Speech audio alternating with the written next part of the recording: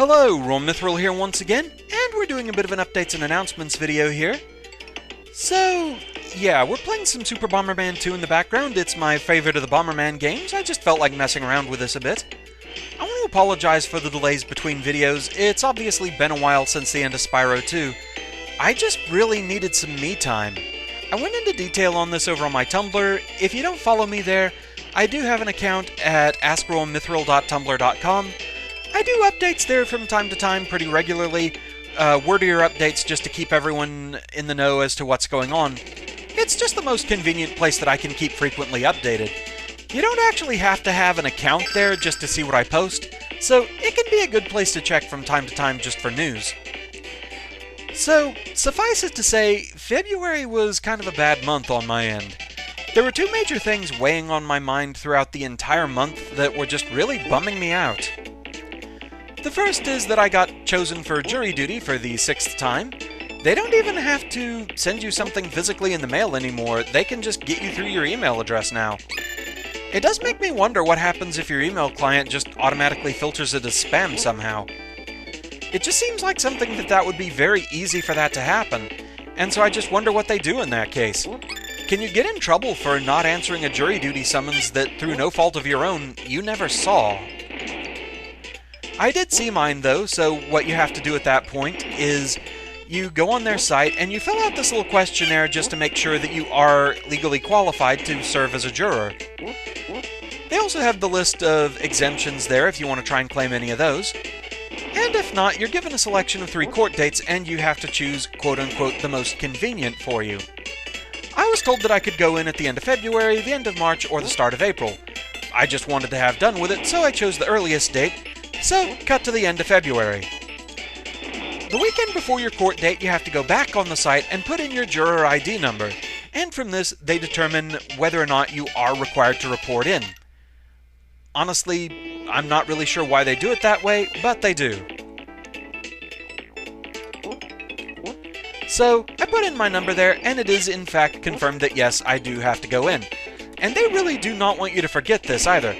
They emailed me about it on Friday, Saturday, and Sunday, each time in big red text saying you are required to report for jury duty. Yes, I get it.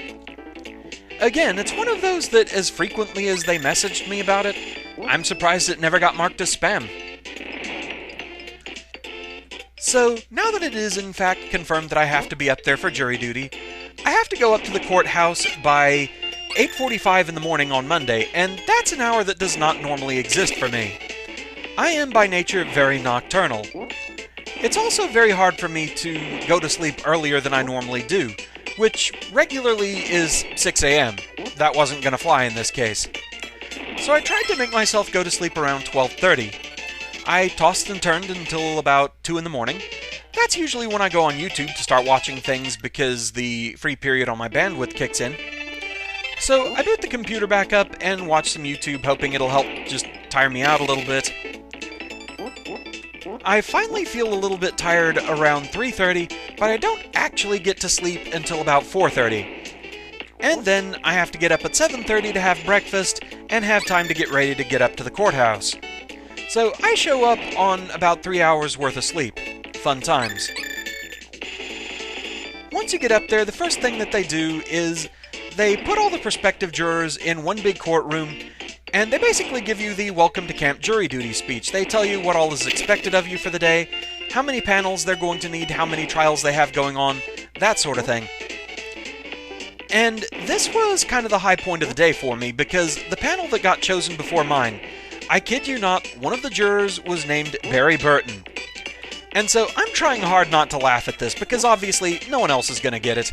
But gamer that I am, I just have this mental image of the trial going on, and the prosecution attorney holding up evidence, and just hearing from the jury box this voice saying, "What is this? Hope this is not Chris's blood." So it was just a great mental image. So that had me pretty amused.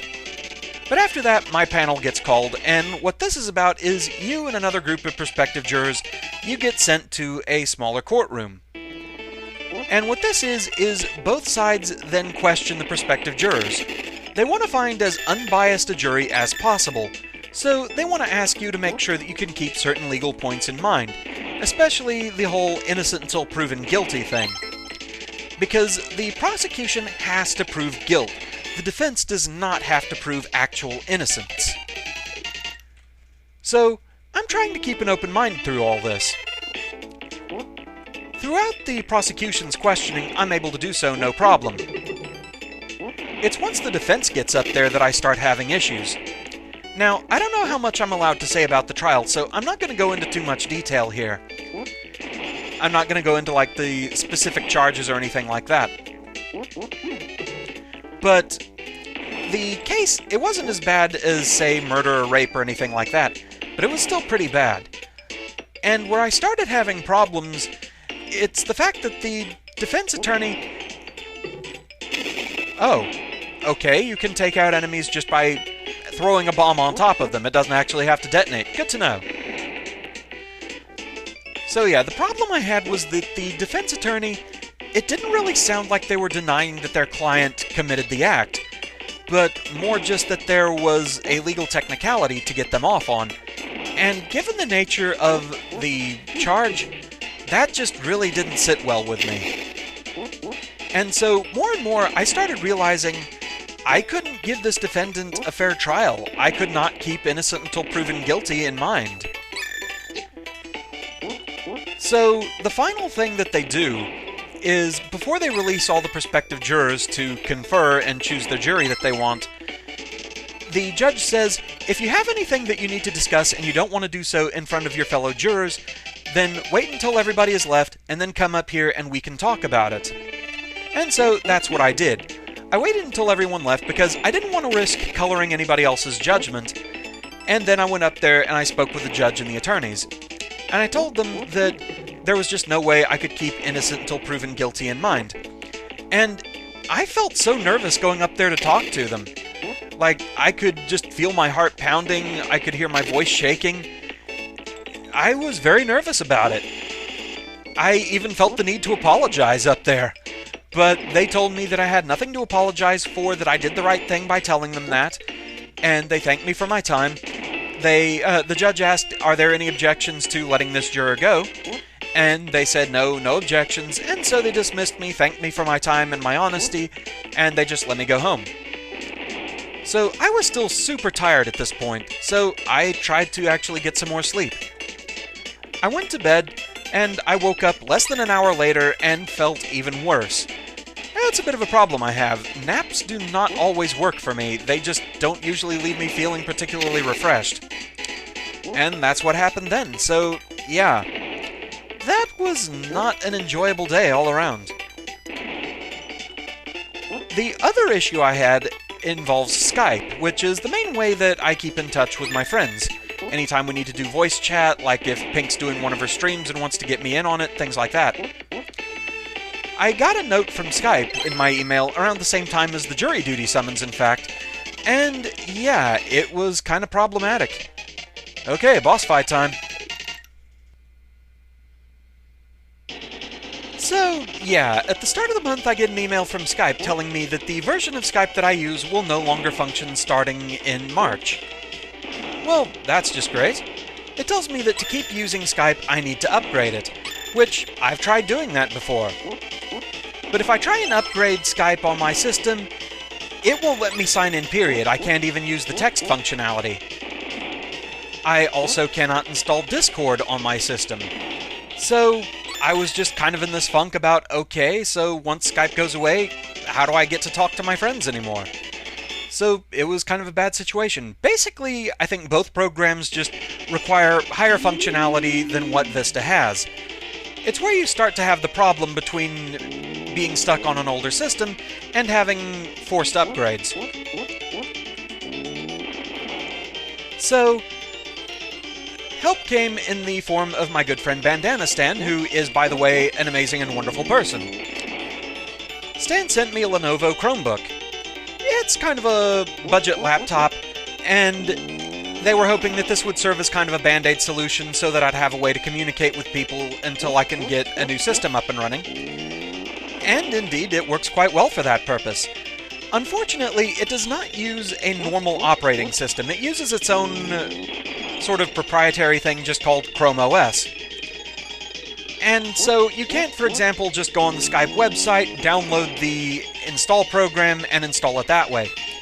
The way you install programs on the Chromebook is you have to go through the Chrome App Store.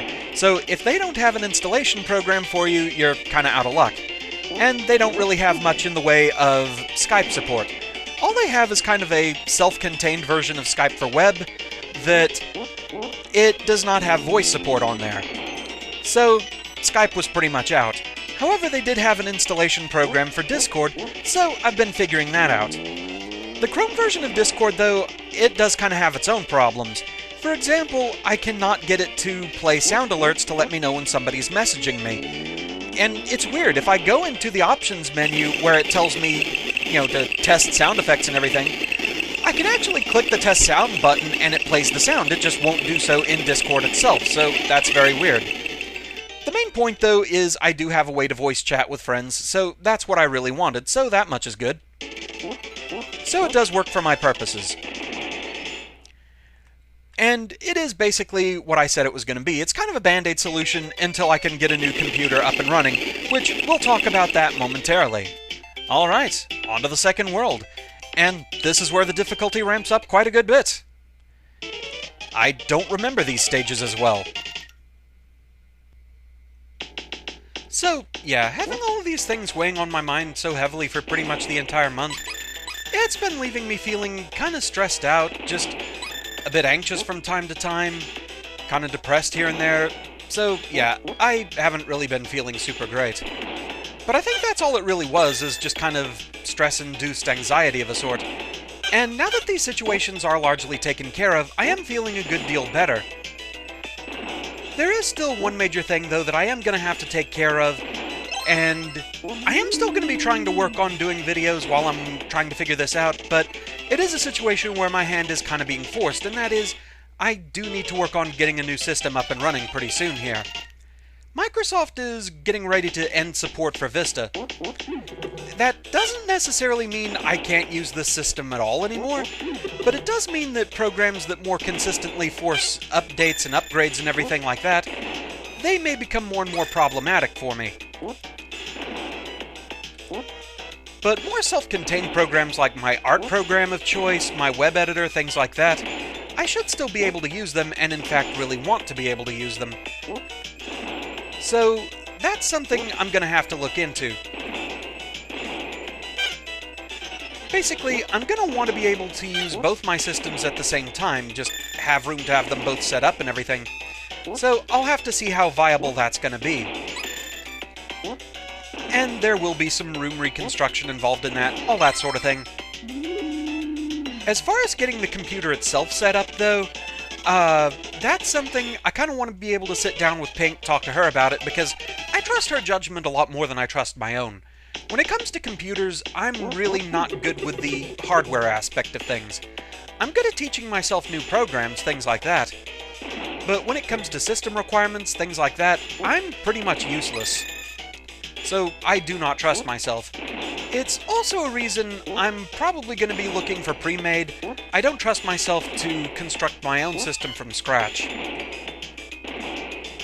It's one of those, I just don't see it ending well. So basically, I'm going to have to try and find time that she's not super swamped with work because, I know she has her own life and everything. I don't want to get in the way of that, certainly. But I would like to talk to her, get some advice on what kind of requirements I'd be looking at for what I do, a good place to shop for a system, what kind of price point I'd be looking at. This is largely what I've been saving Patreon funds for lately, and I do have a good bit saved up. I don't know that it's going to be enough just yet, but that's the sort of thing that I'll be researching.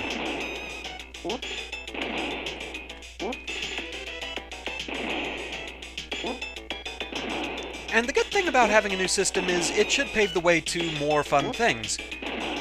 For example, once I actually have the system up and running and everything, one of the next things I might look into getting via Patreon is I might look into getting a recordable 3DS. That's the sort of thing that I don't really know that I could make use of on my current system just due to technical requirements as well as finding a good program to record footage from. I've been told, for example, that OBS is good for recording DS footage, but that's a program that I've never been able to install on this system. It just doesn't work. So that is something to bear in mind. Just another avenue I can open up, because there are some DS and 3DS projects I would like to work on. For example, the DS trilogy of Castlevania games would be fun. Possibly more Pokemon No Evolution runs from 4th Gen and beyond. I'd love another excuse to play through Link Between Worlds again. That was a really good game. So there's a lot of possibilities there. I know some people will be asking, well, what about Mega Man Star Force? Not so sure on that one. The thing you have to bear in mind is I haven't even finished Battle Network yet. I still have 5 and 6 to go there. And the most draining part of those projects is when I'm showing version differences, I tend to end up having to play 2 versions of the same game at once. And with Star Force, the first 2 games at the very least had 3 versions each, so that's kind of excessive. So yeah, I'm not really sure that I'd want to do Star Force on top of Battle Network.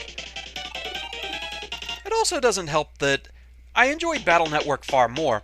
Don't get me wrong, Star Force is still a good, fun game, but I didn't really like the changes it made to the battle systems.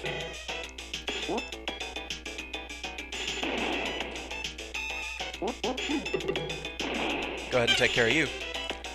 Just things like making a much smaller battlefield in favor of 3D view, that sort of thing.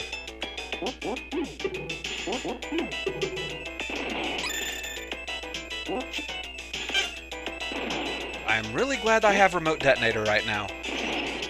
I did not mean to activate the furnaces.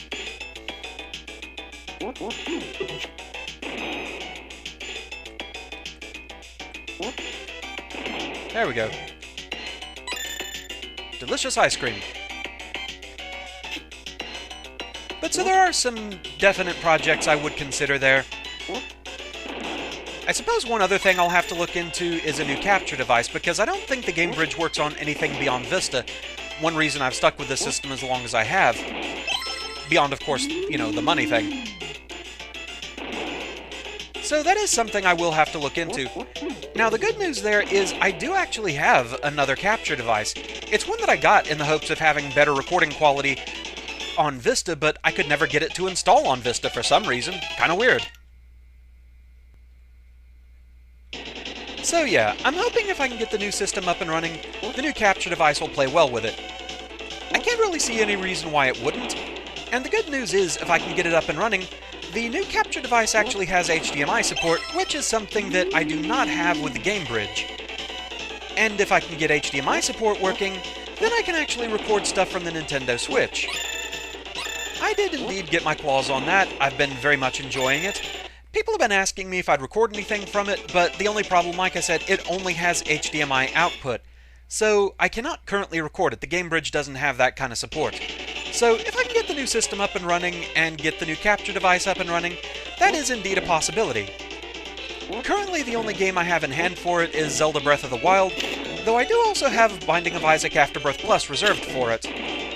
I had Rebirth on the Wii U, but it never got any of the updates, so there's a lot of items I haven't really gotten to play with or anything like that, and so I'm looking forward to playing that, but it got pushed back, I think, until this Friday, so I am looking forward to having that and trying it out. So, with that, I think it's time to talk about what's coming up next on the channel. The next thing we're going to be dealing with is returning to Resident Evil, trying to do Chris's game on advanced mode, which is still going to be a thing, to be sure. I'm still going to have to practice that, but I'm definitely looking forward to getting back to work on that. It is a fun game, I do enjoy it, I just have to practice a bit more. Just so many zombies to deal with, it's terrifying. Okay. Well, alright. So anyway, after Resident Evil is taken care of, the next order of business is going to be the second Let's Vote list. don't worry about missing anything with that. There will definitely be a video on it showing little bits of all the projects I'm thinking about working on, different things you can vote for, so hopefully that'll be enjoyable. Hopefully there's some good projects in there that people will like. But that's going to be coming up in the future. I also have some other shorter projects in mind, things I want to work on. My friend John Kossuth is actually working on some title cards for those for me, so I'm definitely looking forward to getting onto those projects. I'm going to keep them secret for now, just as little surprise things. So, hopefully, it's enjoyable times all around. But with that, I think that's pretty much everything I wanted to cover for now. So, as ever, thank you very much for watching, and thank you for your continued support. And I hope to see you back here again next time. Hopefully Resident Evil, we get that started up again soon. And until then, fare thee well.